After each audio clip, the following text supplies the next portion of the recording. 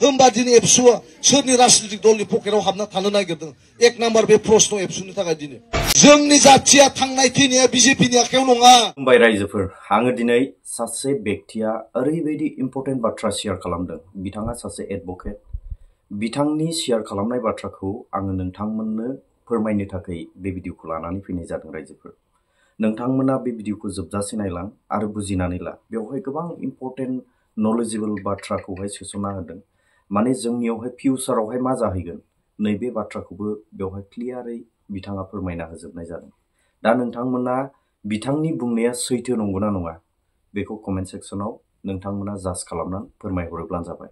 थ' रायजोफोर, आङो टाइमखौ वेस्ट खालामाजासे थोंजों भिडिअनि फारसे नोंथांमोनखौ लांनो। दिनाव बिथांमोना बुंगासिनो दं बिटिआर सुक्तिखौ दफा खालामनोबा बिटिआर सुक्तिखौ जों इमप्लिमेन्ट खालामनोबा जोङो बिजेपिनो भट होनांगोन। अर्थात क'क्राझाराव जों इउपिपिएलनो होनांगोन, उदालगुरियाव बिजेपिनो भट होनांगोन होनना बुंदों। गाबोननि दिनाव जुदि कंग्रेस सरकारा फैयोब्ला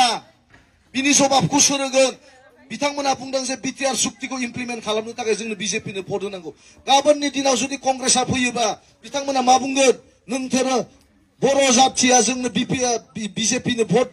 सोहोदों, कंग्रेस होआखै, जों बिटिआरनि मोनसेबो दफा जों मावफुङा। होमबा बिनि जबाबखौ बिथां एबसुमोना होनो हागोन ना हाया? सागानगिरि बिथांमोननो होनांगोन। जिहेतु जोंहा सासे सागानगिरिया जेलाव हाबना दं, माखासेया दिनै डिपुटि चिफ जानानै दं। होमबा नों साननानै नायदो रायजो नोंथांमोन, होमबा जोङो बिजेपिनो भट होनो जों सुक्ति खालामदोंमोन नामा? हाग्रामानि 17 बोसोर दिनाव कुनु नेशनेल पार्टिया बुङाखैमोन जे बिटिसि इमप्लिमेन्ट खालामनायनि खाथिराव जों कंग्रेसनो होनांगौ, बिजेपिनो होनांगौ होननानै बुङाखैमोन। किन्तु बाथ्राया जाहैबाय मा, जों दिनै नुबाय मा, जुदिहाय जोंनि बिटिआर सुक्ति इमान गोहोगोराबा दिनै जों मानो बिजेपिनो भट होनांगौ होननानै फैगौ? जोंनि जाथिया थांनाय थैनाया बिजेपिनि आखायाव नङा। जोंनि थांनाय थैनाय आखाया जोंनि बर' जाथिनि आखायावनो। जोङो दिनै थांना लाखिनोबा दिनै जुदि जोङो बेहाय बिटिआर ओनसोलाव जुदि थामोनथाखौ लानोबा जोङो मोनसे रिजनेलिज्म अर्थात जोंनि लकेलनि पार्टिसो जों सापर्ट होनांगोन। बेहाय जोंहा इउपिपिएल दं, बिपिएफ दं। आङो डाइरेक्टलि दिनैनि दिनाव नोंथांमोननि गामियाव बुङाखै जे उमुगनो होथार होननानै। किन्तु आङो दिनै जिहेतु बिपिएफनि जानानै फोसावदिंनो फैदों, आं दिनै बिपिएफनो भट होनांगौ होननानै बुंगोन। दा बाथ्राया जाहैबाय गाबोननि दिनाव छात्र सन्था दा एबसुनि दैदेनगिरि बिथांमोना जे गामि गामि दिनै बुंगासिनो दं बिटिआर इमप्लिमेन्ट खालामनो थाखाय जोङो देग्लाय बिजेपिनो भट होनांगौ। बिटिआरनि खैथा दफाया इमप्लिमेन्ट जाखो? एक नाम्बार प्रश्न, अबे मोनसे दफाया दिनै बिटिआराव इमप्लिमेन्ट जाखो? दिनै आं मोनसेबो आंनि मेगनाव नुवाखै। मानो होनबा जानुवारि 10 दाख्लैबावै माइ निउस मोनसे जानानै थांबाय जे जोंहा आसामनि माखासे बै समनि आन्दोलनकारि बेजों लोगोसे जोंहा सेन्ट्रेलनि गभर्नमेन्टजों बेहाय मोनसे माइ निउस ओंखारदोंमोन। बै माइ निउसआव जोंनि बे बिटिआर एग्रिमेन्टनि माखासे 10टा दफा दं। 10टा दफायाव मा लिरना होखो जे मोनसेबो जे 10टानि दफाखौ जों मावनो हाया। वाइ? आं बिनि रिजनखौ होनोसै। बे उपेन्द्रनाथ ब्रह्म सेन्ट्रेल इउनिभार्सिटि बर'मा बेखौबो मावनो हाया, खारन मोनसे स्टेटआव मोनसेल' सेन्ट्रेल इउनिभार्सिटि थायो होननानै बुंबाय। बिनि थाखायनो सेन्ट्रेल इउनिभार्सिटिया बे जाहैबाय बिटिआरनि दफा, बेखौ अलरेडि क्लियार होनानै होबाय। बे क्लियारिफिकेसन नोंथांमोना नुगोन। बिनि उनाव मा, नेशनेल स्पर्ट्स इउनिभार्सिटिया मणिपुराव मोनसे जाना दं, नाथाय नट आप टु दा स्टेन्डार्ड अफ मा होनो सेन्ट्रेला जेखौ लुबैदोंमोन बेसिम फुलफिल खालामनो हायाखै। लोगोसे बे मोजाङै फुलफिल जायाखै होननानै नेशनेल स्पर्ट्स इउनिभार्सिटि जिहेतु नर्थ इस्टआव मोनसेल', बिनि थाखाय आरो सेकेन्ड टाइम हरनो हाला होननानै बेखौबो केन्सेल खालामबाय। बिनि उनाव मा होदों, north east regional institute of medical science at Raumari, जिहेतु आसामावनो जोंहा मोनसे तेजपुरनिफ्राय लानानै नानानथा मेडिकेल लोगोसे मा All India Institute of medical Science दंखायो जोंहा सांसारियाव जे हिमन्त बिश्व शर्मानियाव। बिनिखायनो दुनायबार नोंसिनि बिटिसि जायनो 60-70 किल'मिटारनि गेजेराव दङ, नोंथांमोननि बे रौमारिजों बेखौ हरनो हानाय नङा होननानै स्पष्ट खालामना बुंबाय। बिनि उनाव regional campus of Indira Gandhi at national tribal university भैरबकुन्दआव बिदोंमोन। जिहेतु तेजपुर सेन्ट्रेल इउनिभार्सिटिया उदालगुरिनिफ्राय मात्र 60-70 किल'मिटारसो दं, बिनि थाखायनो बेहाय हरनाय जानाय नंला होननानै बेखौबो केन्सेल खालामबाय। बिनि उनाव मा होनदोंमोन, नेशनेल इनस्टिट्युट अफ टेक्न'लजि बेखौ उदालगुरियाव बानायनो नांगौमोन, आरो बेबो केन्सेल जाबाय। कारना मा, जोंनि आसामाव सिलचर इनस्टिट्युट अफ टेक्न'लजि बे जायखौ मोनसे बिदि दुनायबार मोननै मोनथाम टेक्न'लजि होनो हाया होननानै बेखौबो केन्सेल खालामनानै होनाय जाबाय। बिनियाव फैयो additional Navodaya Vidyalaya in each district of BTR. मोनफ्रोमबो डिस्ट्रिक्टआव जोंहा मोनसे नवोदया दंखायो सेकेन्ड टाइम मोनसे डिस्ट्रिक्टआवनो मोननै नवोदया होनाय जानाय नङा होननानै बेखौबो केन्सेल खालामबाय होमबा बिटिसिनि दफाखौ अबे मोनसेखौ मावनो रायजो नोंथांमोनदां आंना प्रश्नया बिसोर अबे मोनसे दफाखौ बिटिआरआव मावगोन दा बेजों लोगोसे दा गामि सोसननाय होनना बुंबाय थादों बा गामि दानख'नाय दिनै जुदि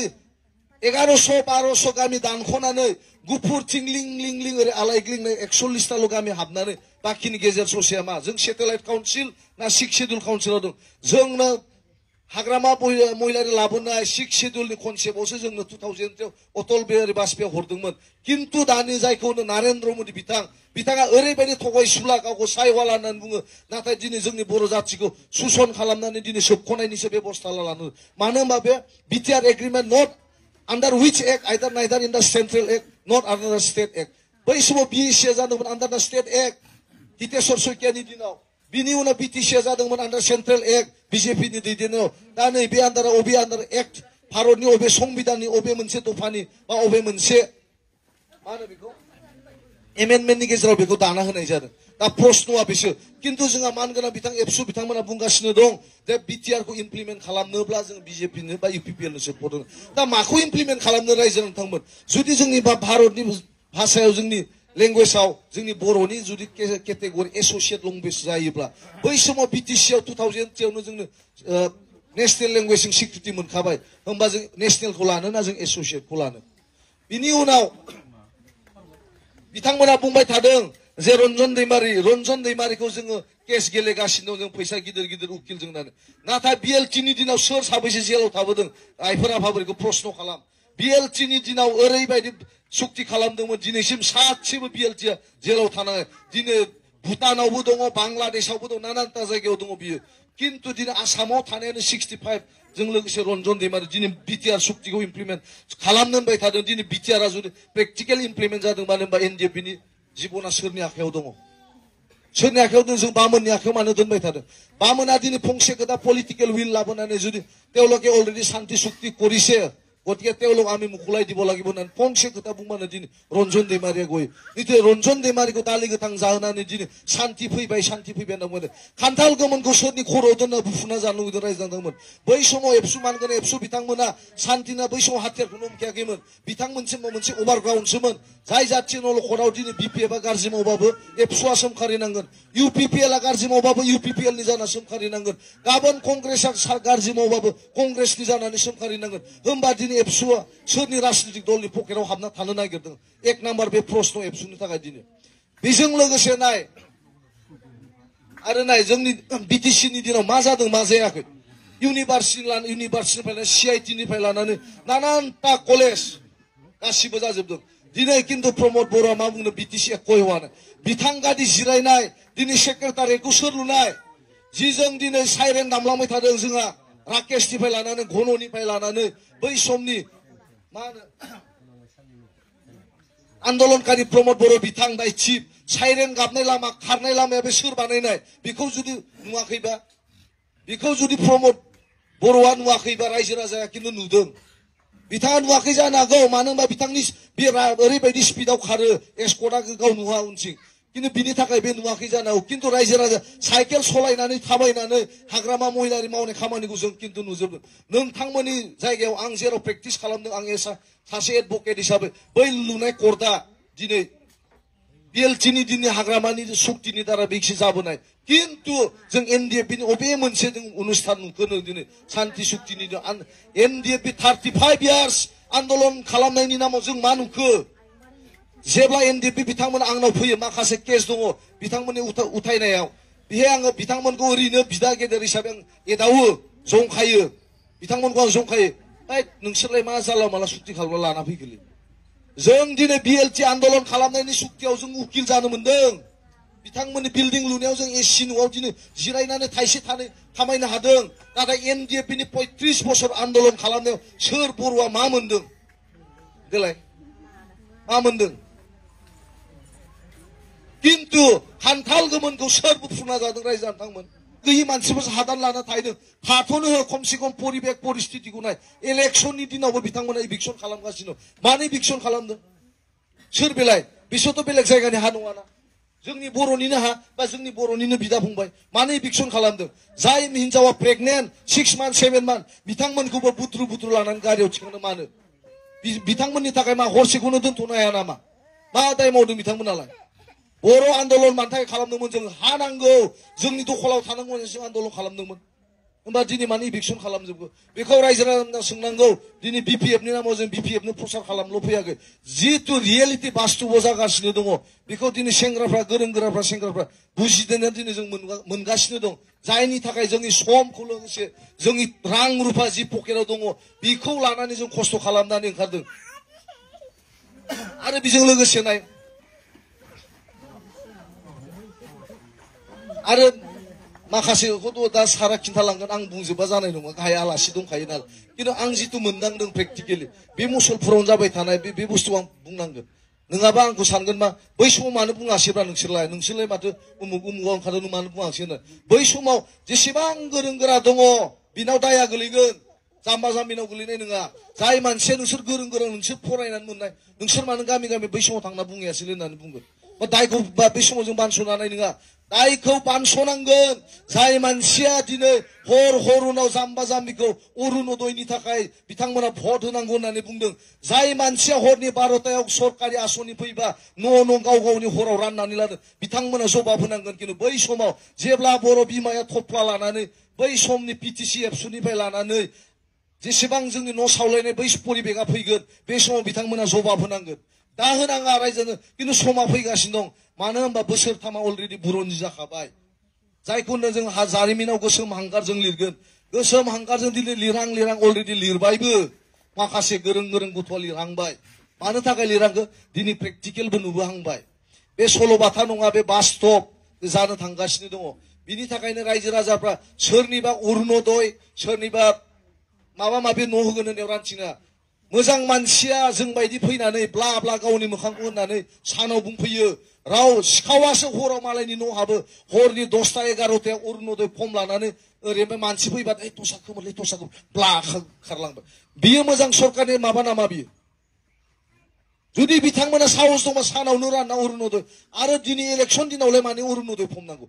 जेराव मडेल कड अफ कन्डाक्ट दंखायो दिनैथ' राननोनो मोनखाया होमबा दिनै गोरों मानसिया मानो दिनै हरनि 12टा 1टा 10टायाव दिनै जाम्बा जाम्बि जाय मानसिया रेशन कार्ड जाय मानसिया जेबोखौनो रोङा बिसोरखौ थगायनाय माने बिसोरनि फापखौ लानाय जादोंना जायाखै बिना गयारे मा सावलादोंमोन गोसोआव दंना